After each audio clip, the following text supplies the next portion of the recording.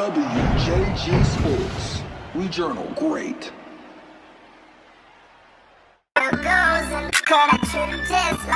What's going on, everybody? Welcome to the Just Like Bruddas podcast, episode number 69, here with a very special guest joining us from Fayetteville, Coach Christopher Goodman, coaches at Terry Sanford, as well as a former, what school did you go to, Coach?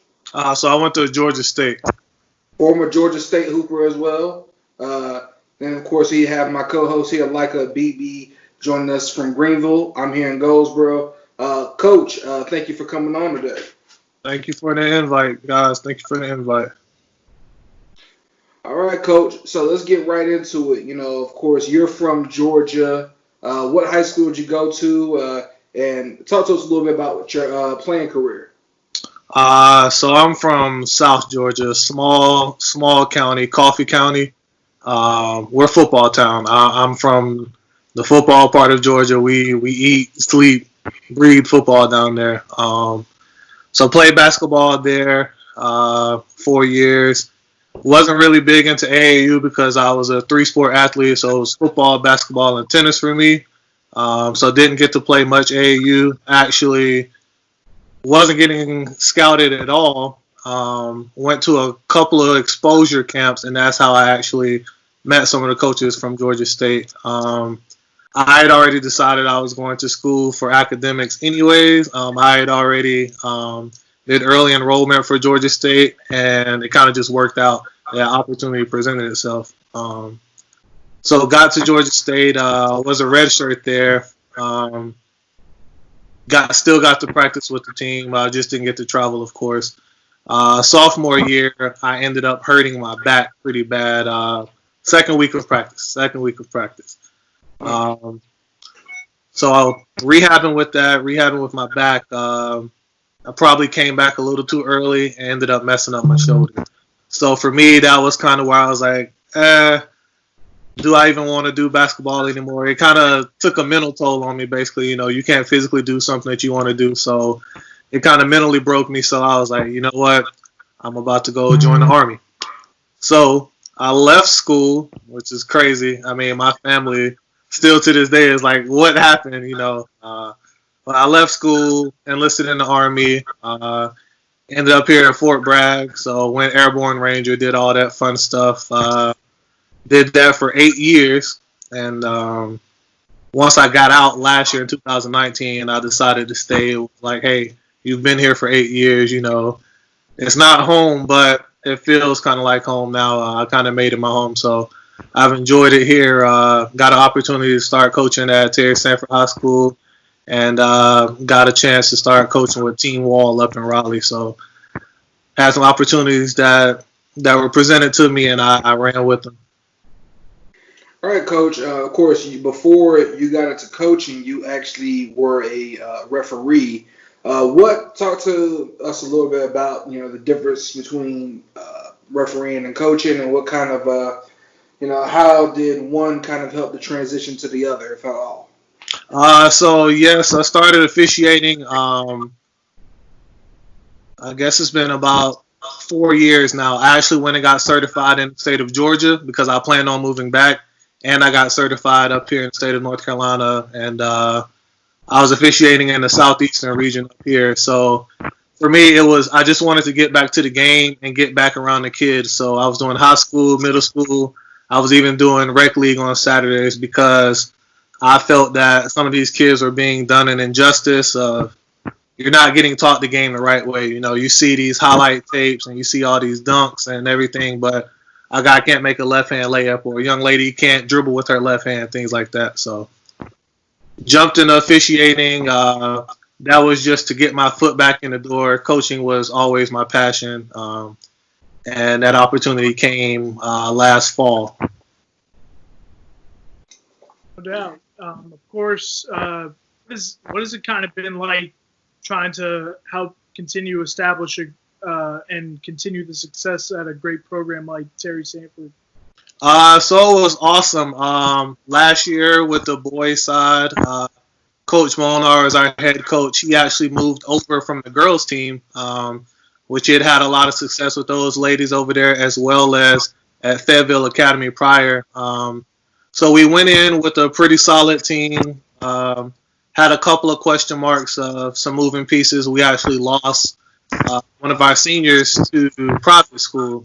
Jay Hickman ended up heading over to Northwood Temple, so that was a big loss for us at point guard. However, we were able to bring in one player from private school. We ended up getting Jaquay McMillan from Village Christian Academy. And it's crazy because they had so many similarities in their game that he was able to transition right into that position and help the team out.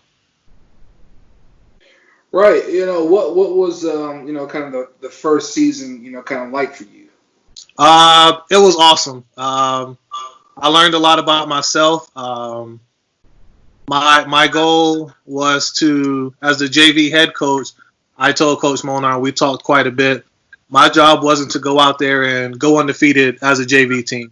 My job was to develop players so that once they make it to the varsity level, they're an asset to the team and not just another body on the bench, So that was my main focus. I looked at the weak points that some of those players had, and I wanted to harp on those to help them develop into a player that can compete at the varsity level.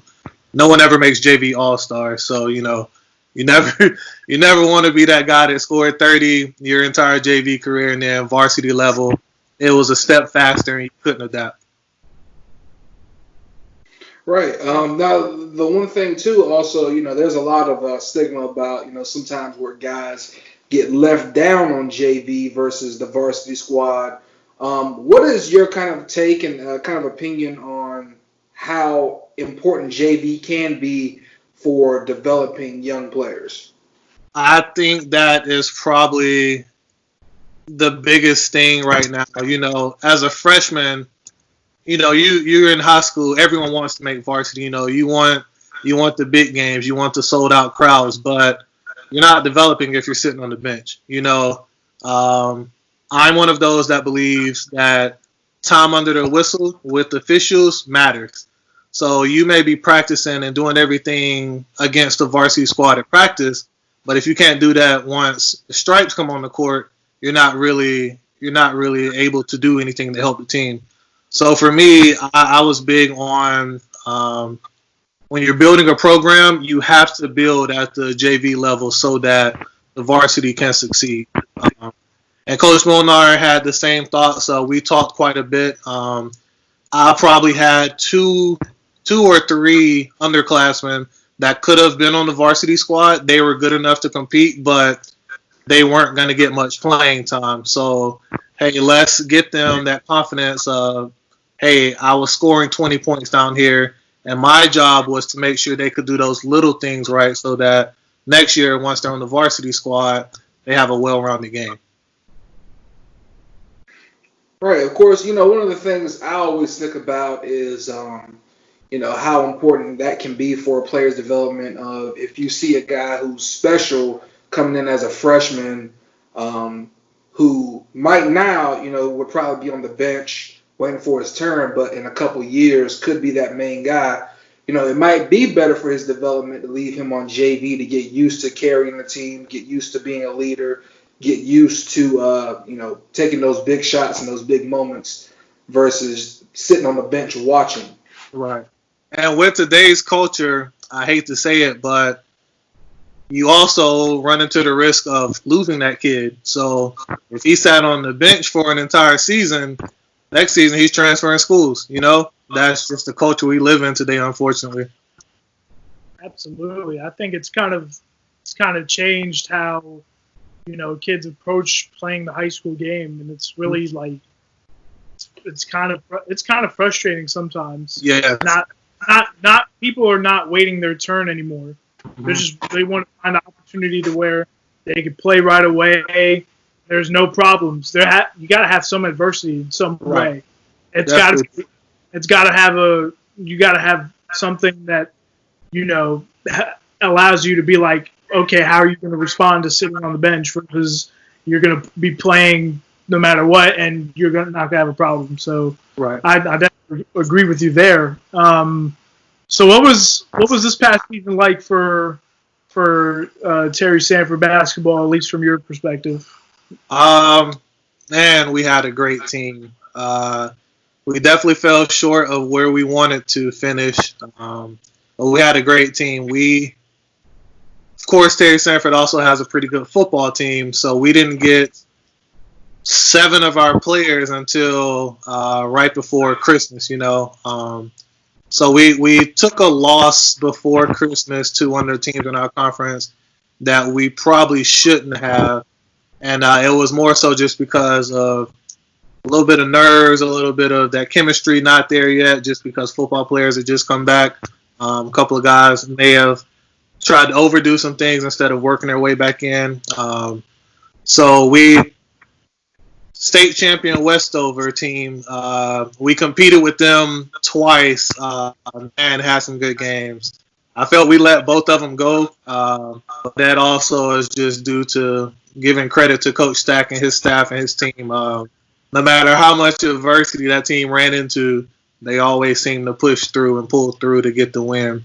But overall, had a great season. Of course, our season ended over a controversial buzzer beater. That was unfortunate. But this was a great group of guys. You saw the relationships build as the year went on. The guys started actually building a brotherhood, and that's what you want. Once you have those guys that are on the same page, it's a beauty just to sit back and watch them. Right. So how do you kind of build off of that, considering the type of offseason that, we've had? Man, so this has been crazy. I'll be honest. I don't know if there is a right answer for that. What we've been doing as a team is, just still communicating with each other. Hey, doing like health and wellness checks. How's everything going? Are you still working out? Are you still doing this? Excited for next season? Just keeping that connection there so that the guys don't feel like they're kind of just out here by themselves. Because usually we would be in the gym, so we would see each other, but right now that's not happening. So we have to make sure we still keep those connections going. We lost quite a bit. I think we lost 7 seniors this year. So the team is going to look very different next year, but I'm a little excited of what we have coming back and some of the JV players that we have moving up as well. Right. And then also, too, when you look at it, you are also a part of the girls' staff as well, if I remember that correctly. What is kind of the difference, and, how do you kind of balance all of that? I'll tell you, it seems like girls just listen more. They get it. I don't know if it's that macho, that man versus man type of thing that you get with boys sometimes, but they're a little more stubborn than the girls. You tend to give a girl basketball player a simple task and she completes it. You give that same task to a guy and you might have to stop him 2 or 3 times before he gets it right. But it's just a different dynamic to the game. I'm one who honestly enjoys the girls' game quite a bit because I'm one who enjoys fundamentals. And you see that more on the girls' side. Boys' side, you see the athleticism, but you don't see students of the game as much as you used to.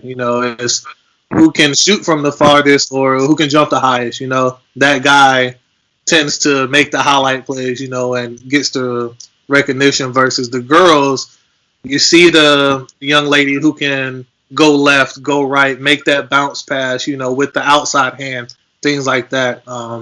So that's my biggest thing is fundamentally sound and being a student of the game. The girl side is way above the boys right now. Right. I agree. That's one of the reasons why I don't understand why people don't enjoy. If you are a true basketball fan, enjoy, the WNBA. Yes. I've taken in a few games over the last few days now that the season's back up and running. Well, I know we're going to talk about this in a bit, but you can tell when it comes to like listening and doing tasks how Chris just mentioned because in the group photos for the WJG Sports Classic, you can see how organized the girls' picture was. Everybody's looking left or right, and but I guess we could transition into it now. Yeah, go ahead. But, first of all, we got to thank you and Coach Joshua Williams, who was a previous guest of the show, for refereeing our games as well. And in addition to that, it has to be good to be multifaceted so you can actually break down the players that you were reffing. But who were some of the players that stood out to you on either side? Just whatever you can name. Wow, of course on the girls' side, Lexi was awesome. I definitely think she should be playing college ball somewhere. I mean, it was amazing to see someone run the floor like that, have the hands, have the IQ. You know, that was just, I enjoyed being a part of that. From the boys' side, of course, BJ. But my favorite player was the kid, Jaheim Taylor. It's hard not to be watching that kid play basketball. Yes. I was a fan. I was a point guard, and I saw things in him that excited me, how he was seeing the floor. He never forced anything. The entire event, I mean, you had so many great players out there. I enjoyed it, being a part of it. Well, I appreciate that. I also, too, I don't know if Leica knew this or not, but you also, one of the coaches wasn't going to be able to make it in time for the girls' game, and you came through with Coach Smitty from the Flames and definitely saved the day. So I got to appreciate you for coming through with that save. Oh, not a problem. Smitty's the man too. He's also doing videography and camera work too. Yep. So he's coming for us. Mm-hmm. but Kai, I guess I'll ask you the same question. Who stood out to you outside of the ones Chris just named? Well, I think Xavier Atkinson, was showing out as far as the ability to shoot off the bounce. That was one thing that I did have questions of during the season, but it seems like he's been kind of working on that. Corey Faison, his handles have improved. Yes. It seems like in the mid-range he's going to be unstoppable because he hits some insane mid-range jumpers. And if he's hitting those mid-range jumpers, I don't see anybody who wants the smoke with him. Not with the type of bounce that he's added. I mean, he's probably grown about 2 inches, and then you look at the way that he's bouncing now. I mean, most of those dunks, he's looking into the rim. Yeah. And he probably had a good 10 to 12 dunks throughout the night. And when you got that type of dunk, anyone who dunks, as somebody who has never dunked before in his life on a 10-foot goal, anyone who dunks knows how much energy it takes out of your legs to be able to get up there. And for him to get up that high consistently throughout, 2 40-minute games in about a 2-hour span shows that his stamina and he's going to be ready for the season whenever it kicks off for high school. I guess I'll take mine since I asked you two that question. Since I asked the two of you that question, I guess I'll answer my own question too. I'll go to the girls' side and talk about Krishia McCoy from Midway. She's really, really good, and I don't know how college coaches haven't seen her like that yet. She showed off great ball handling skills, insane range from three. She was defending 94 feet. I mean, I honestly I'd never seen her before until our event, and I was just really surprised at how great she really was. And Midway's got a good team coming back next year, and she's gonna have a chance to have a big year as long as it's gonna happen on time and even happen in general. But Krishia McCoy is a name to watch for 2022. I think she's one of the more underrated rising juniors in this part of the state. So hopefully more good things to come from her. Kai, you got something else, Kai? Right, of course. And then also, I think, Alicia Boyette, I think she did a lot of good things. She had the ACL injury about a year and a half ago. And, it seems like more and more, the more basketball she plays, the quicker that clock gets reset. And, because I think a lot of times when kids, they tear that knee, it takes them a second to get that speed back of how quickly to play the game. And I think once she gets that back, she'll be just fine. It's close. It's getting there, though. I mean, I definitely see, the reason why, a lot of people around here are excited about what she could do in college. Yeah, absolutely. I think when I think the confidence started to come in when she started diving on the floor for loose balls early in the game. It kind of set the tone for the day, and I mean, it was great. She's got great things coming as long as she keeps working at it, for sure. I've been seeing her come to the dungeon over the last few weekends and play really well. So hopefully more success for her coming soon. Absolutely. Chris, anyone else you can think of? Or? Definitely Jakia Brunson. Yeah. I'd heard about her. Kaya told me about her. I hadn't seen her play, but she's the real deal. She has that it factor that I see in players. You have players who can play, and then you have players who kind of have that it factor that can turn it on. And she definitely turned it on in the game. Hit a couple of huge threes. Actually stepped back from the 3-point line a couple of times and knocked some down. So I'm really impressed with her, especially to be an underclassman.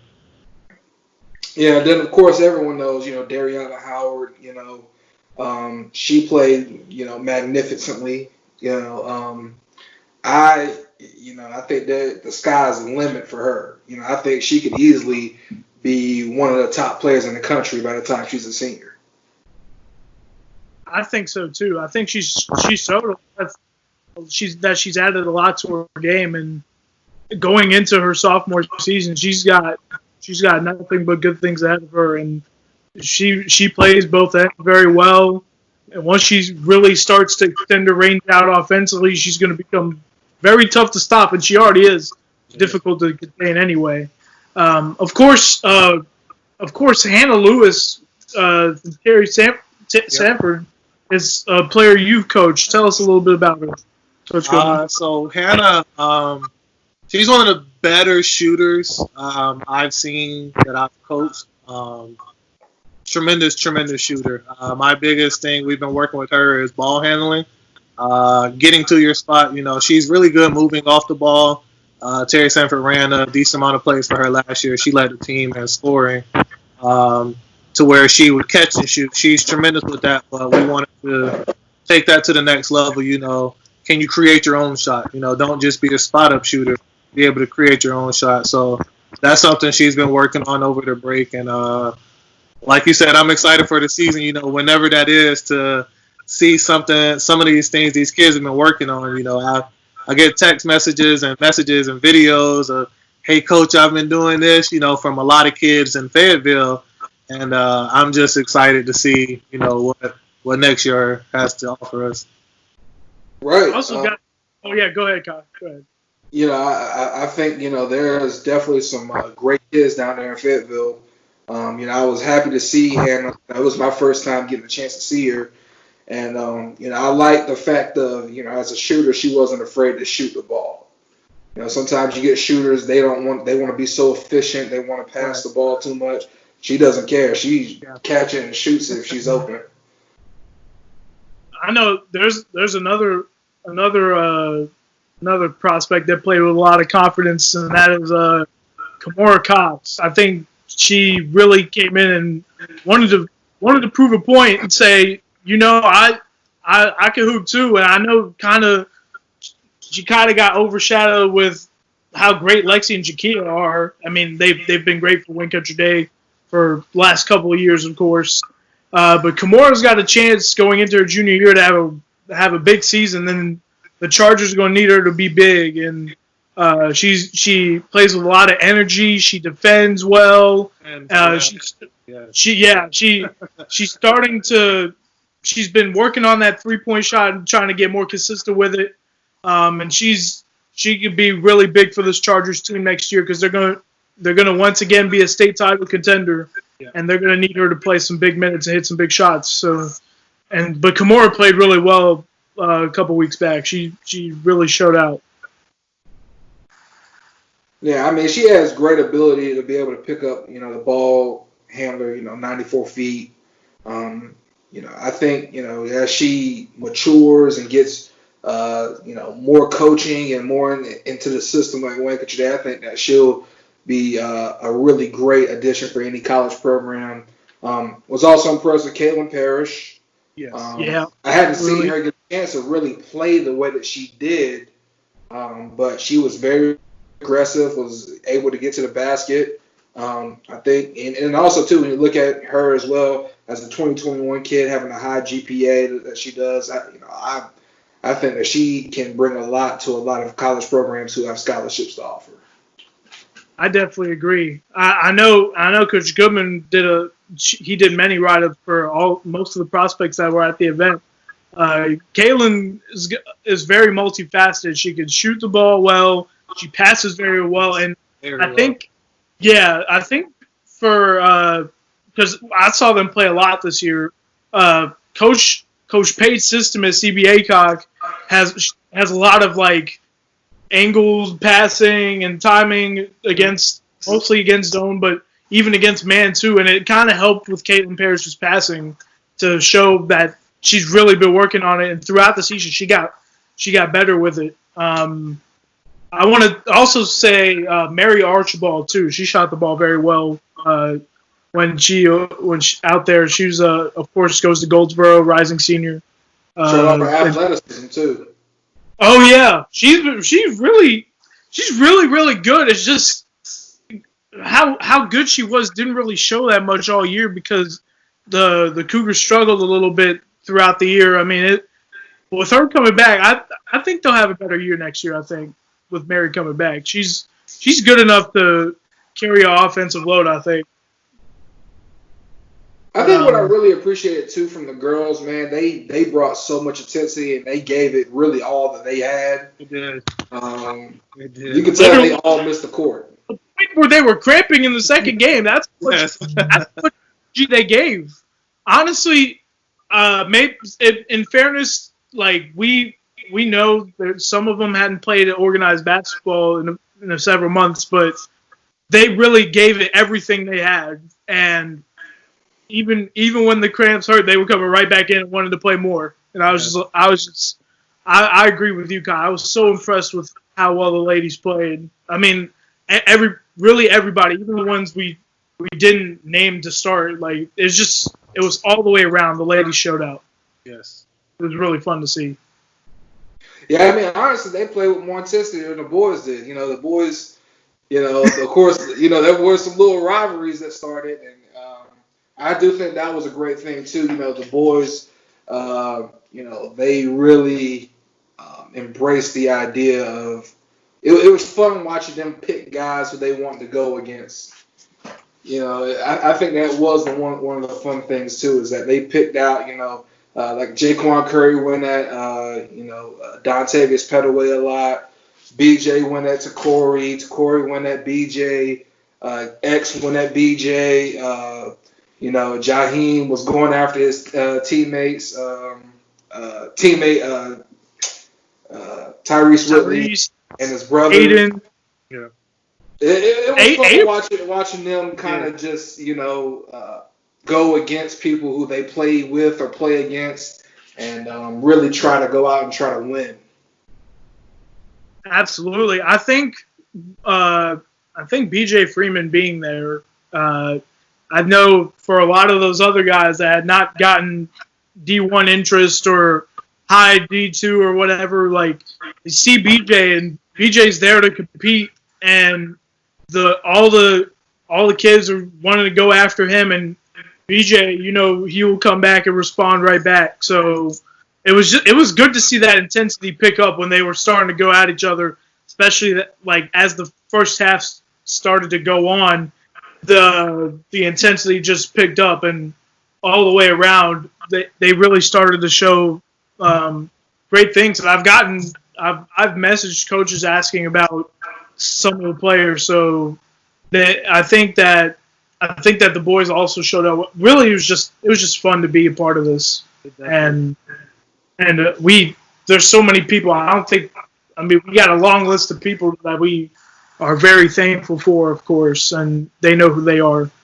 But really, just I hope we can prove that this event, at least with what was going on, or what's been going on, or what's still going on, that it can be run as long as it's safe. And hopefully this event could be an example of maybe events in North Carolina happening again sometime soon. Who knows? Yeah, I definitely think North Carolina's missing basketball. Now I do want to kind of steer back into the Fayetteville thing, man. What is kind of the basketball culture in Fayetteville like from someone who's been there for a while, but also isn't from there? Yeah. So like I said, I'm from Georgia, so I'm football. Everything is football. North Carolina is definitely the hoop state. But I think Fayetteville can compete with, the Charlottes and the Raleighs. They get a lot of the credit.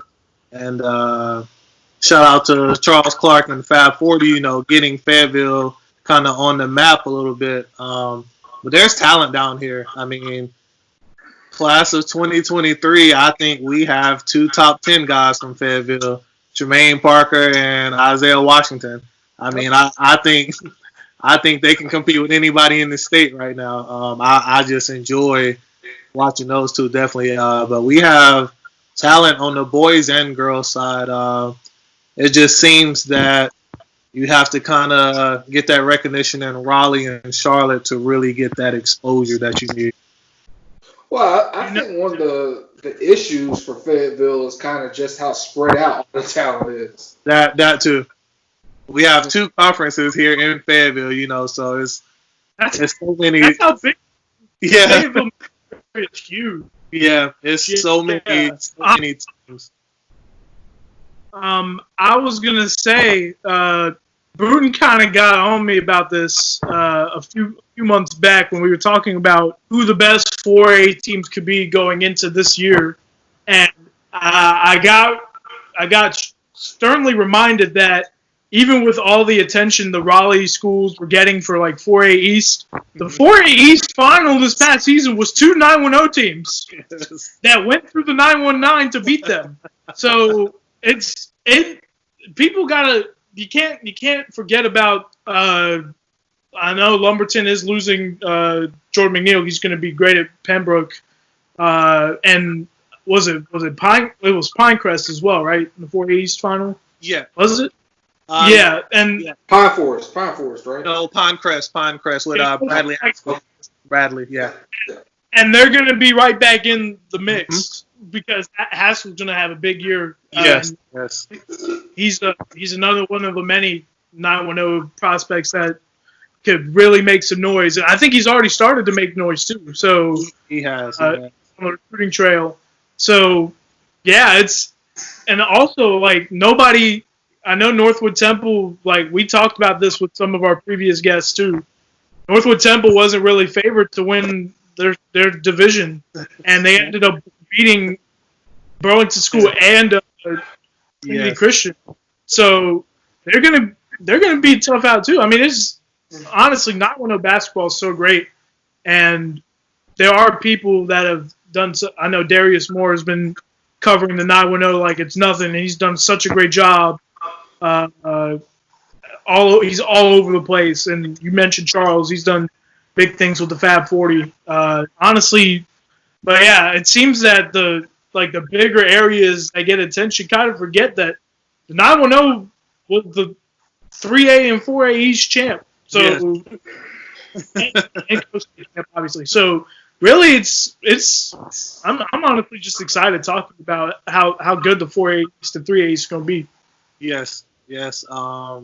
like you said, I mean, we had the co-state champions with Westover on the boys' side 3A, and then E. Smith on the girls' side 3A. You know. Yeah, that's true. Yeah, East Smith's gonna be right back in Yeah. the mix too for the. Yeah, So, it's yeah. not just the ladies got some. There's some great girls basketball programs in Fayetteville too. So Yes, it's a great place for hoops. Yeah, one team definitely on the girls' side, Jack Britt. They're gonna be even tougher this year because they didn't lose anyone. So those ladies get another year together. You have Nala Cooper, who just committed to Howard, and Coach Natalie MacArthur and her staff. They're phenomenal over there. I'm excited to see what this season holds coming up. Absolutely. Yeah, I mean, Fayetteville is, it's underrated in the way that, it's looked at for talent-wise. I mean, right now you got arguably, one of the best players in 2021. You got one of the best players in 2022 as well with Quante Harris. Mm-hmm. Then 2023, like you said, Trey Parker, Isaiah Washington. And in 2024, they got the I believe Fulton kid. I believe he's coming to Southview or coming from Southview. Ari, Ari, yeah. So they got some top talent coming up, and also who are already here. So I mean, it's the area is just loaded. This is random, but I'm just excited. I'm excited about this rising freshman class because this class for this state is looking so good. That middle school showcase was awesome. I mean, the upcoming freshman class is going to be nice. There's some special kids. I mean, Jordan Vick has been tearing up the AAU circuit. I know Dayton Sutton is also coming up through the ranks. Jaquan Green from our area, of course. I mean, there's so many kids I could name. I mean, the 2024 class is going to be very special. I'm really excited. And I think that was one of the best things about having the Fab 40 middle school event. I think that was it was perfect that we go ahead and get a chance to see some of the top talent before they get to high school. So now that and I think that's one of the important things that the Fab 40 and then also getting you recruited does do for the for high school basketball is they find those guys before they're the guys per se. Man, ain't that the truth? I know there's so many going back years and years ago, they were talking about these kids way before all of us were. So, I mean, it's both GMR and Fab 40 do such a good job for all high school basketball, especially here in the Southeast, where there's so many great prospects that are just waiting to be found, and they find them. They do such a good job of that. Yeah, and one of the things too about Fab 40, man, I really wanted our event to kind of look a lot like Fab 40 because I appreciate and respect so much how Clark runs it. That was one of the reasons why we did the 5 dribble rule, which you and Josh did a great job of calling. Heck, I even had some parents ask me, hey, how do you get in contact with these guys to ref some more? I was like, nah, both of these guys are coaches. They just did this for me. Stop. I mean, Chris could do it. He could do both if he wants to. If he wants to ref a game and coach the same game. I think the other team would have a little just a little bit. I was joking. But really, honestly, I only think you only had to enforce it one time that entire day. Yeah, I think it was only one time. We kind of brought everybody together in the beginning, and explained, hey, you want to see good basketball, moving without the ball. Let's not dribble the air out the ball, This isn't that kind of exposure camp. We want to see you make one move and go and make a good pass. And the kids responded well and played some really great basketball. Right. Of course, we didn't want to see any of the Slam High School basketball video coming out of this one. Yo, that video is kind of It's pretty damning, I must say, because it's it's good that kids want to put on a show for fans. That's fine, but there's also got to be a way to do things the right way. And it wasn't fun seeing all of that. Like, No. where's the defense being played? Where's all this other stuff? Like, it's not just about throwing the ball into a rim and yelling at the top of your lungs. It's about scoring the right way possible with high IQ and all that. But it's kind of. What did you guys think of that video? Really, like, is it kind of like showing the bad side of AAU, or like what do you guys think? So for me, I've actually officiated a AAU tournament like 2 years ago, and on my court, something similar that started happening. And I stopped the game. The team was up by like 30-something points, and it just became honestly a risk because someone could have easily got injured. You're just doing things that you're honestly not capable of, and you're showing that you're not capable of it by not completing it. So for me, that was a little frustrating because you're kind of disrespecting the game. That's not basketball, like you guys said. That's what you do after practice, after you're tired. You go out there and try everything possible in the book. You don't really do that in the game, man. I was a little disappointed in kind of everyone who let that happen because as a coach, we're not going to disrespect the other team. We're not trying to embarrass anybody, and we're just not going to do that. I'll bring my next 5 in. Right. And one of the things I try to do, I try to go and look for the context of the clip. Like, was this an all-star game? Was this a Trojan camp? What was it an AAU game before I started pointing fingers? Couldn't find it, but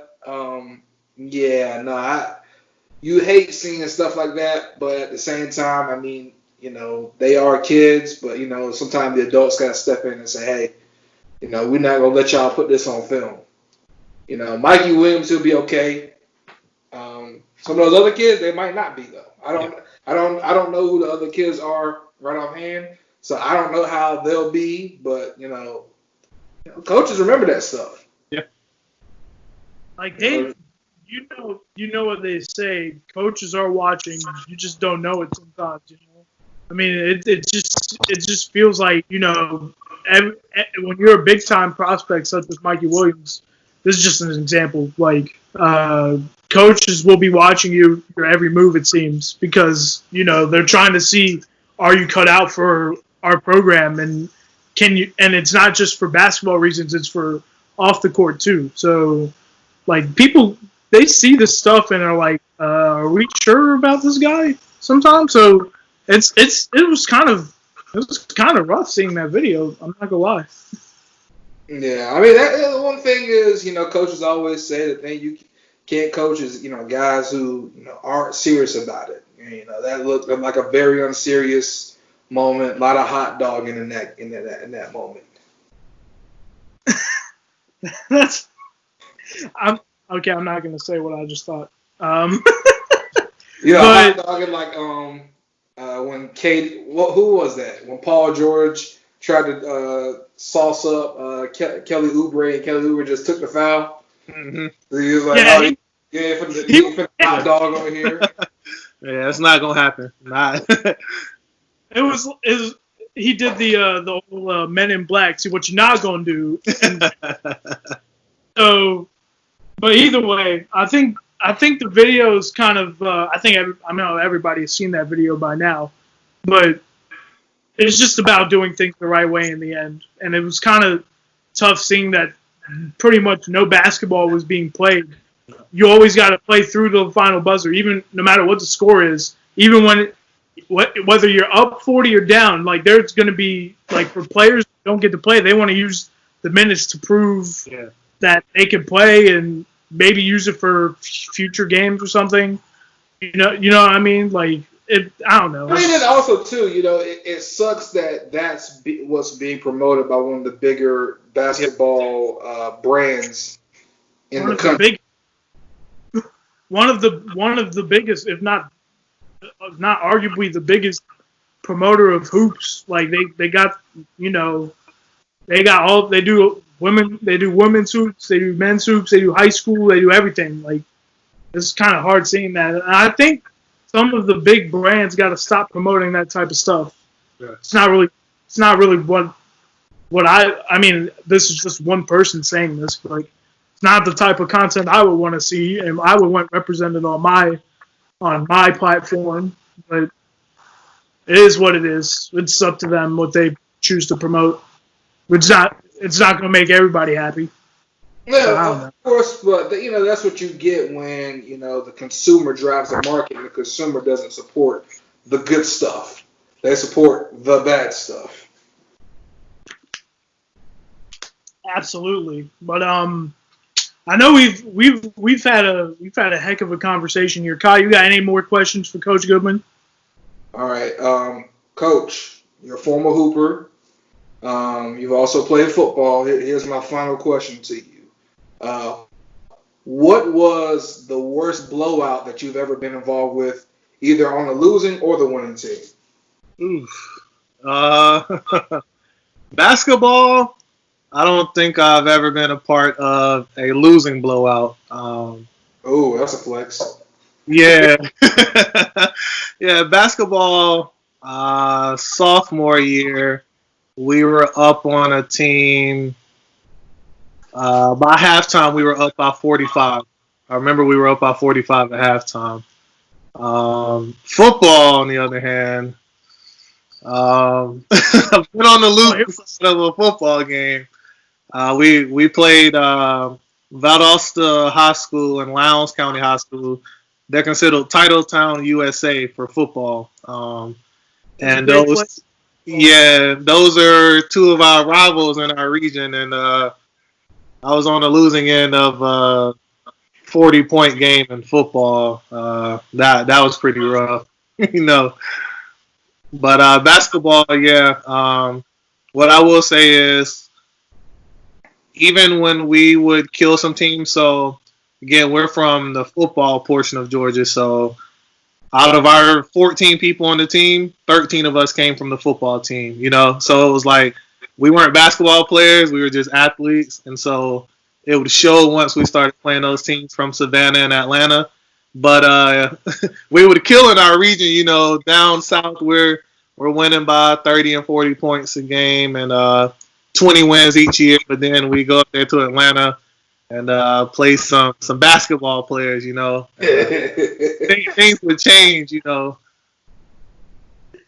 It's so yeah, that is one thing about basketball. It can go left real quick. I actually have a story for you guys if you guys are interested. So summer your show. summer 11th grade year. I was moving up to varsity. The basketball program was kind of undergoing a transition. One of the bigger core pieces, the biggest of our core was pretty much gone. Because basically how everything happened in our basketball program was 2009, 2010-ish. We had a big group, come in because I went to a private high school, and they were really good.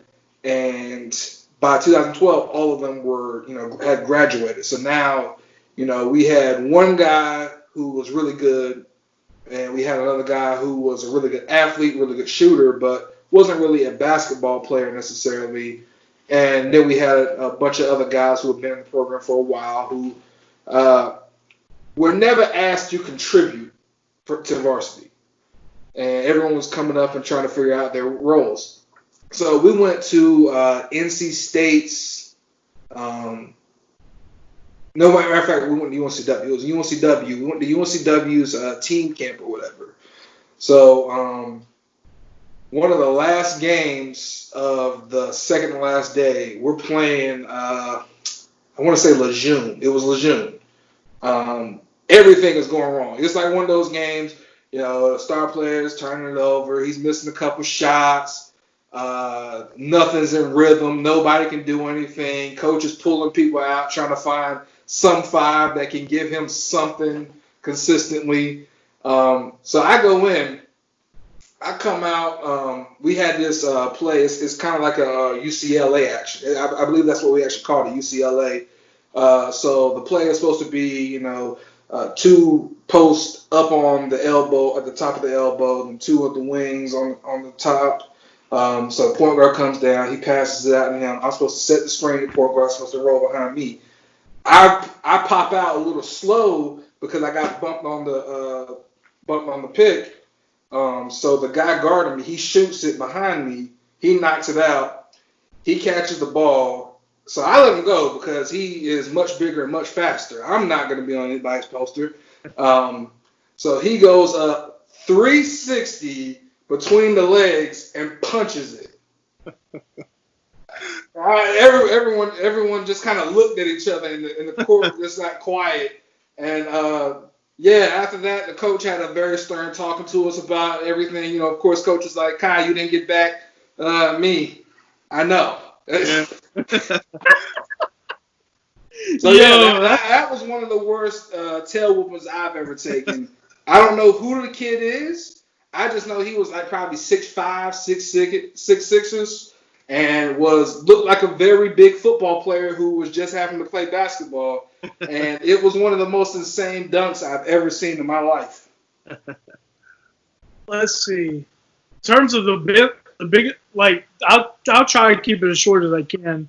The biggest blowout win, like basketball-wise, I've seen is when we were playing Burlington Christian my freshman year. I think we put like 119 on them and beat them by like 60 or something.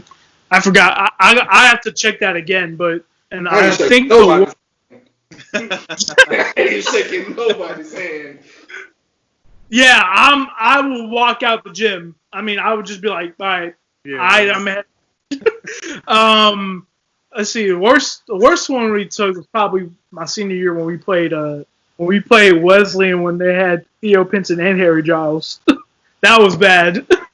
What's crazy is we were hanging in there for a while, and then they just started hooping. I was like, oh no, that was not fun. But those teams were crazy. I mean, it was just seeing Theo and Harry just kill it for Wesleyan was a crazy time. But that I guess that's my short story. Other than that, this has been one heck of an episode. I think we got everything in we wanted to, right, Kai? Yeah. Coach, we appreciate you for coming on. We appreciate you for what you did for the event last 2 weeks ago. Coach, anything that you would like to say or promote before you go? No. I just appreciate you guys for having me at the event and having me on today. For me, I'm one of those guys that I'm not from North Carolina. I've kind of made it home. So I don't really have ties to this area or this area. I'm all about the kids. So anytime I see an opportunity to help a kid, help develop a kid, I'm going to do, whatever I can. That's much respect, Coach. Where can they find you on social media? So everything is Coach C. Goodman. So Twitter, Instagram, YouTube, Coach C. Goodman. I think I'm on Twitter pretty much all day. I rarely work, so I'm on Twitter. I can't relate. Yeah. So I'm always looking for those hidden gems, those guys and girls that are showing, hey, they're playing the game the right way. They may just be getting overlooked. I do what I can to try to help those guys get out and be seen. Absolutely, man. Once again, thank you very much. Before we go, quick shout out for a previous guest of ours, Coach Austin Burnett. Just got a gig at Florida International. We just wanted to say congratulations to him. Of course, you can find Just Like Bruddas podcast on Anchor and YouTube and other podcasting platforms too. And you know where to find myself and Kyle social media. We should have this up soon, so hopefully you guys give this a listen. And thank you very much for all the support. I think the YouTube channel is now over 1,100 subs now. 1,100, we passed it. Yes, sir, absolutely. And, more to come from us. We got a lot of good stuff planned for you. So keep it locked on WJG Sports. And once again, this is the Just Like Bruddas podcast, episode 69. We'll see you again next week. Peace.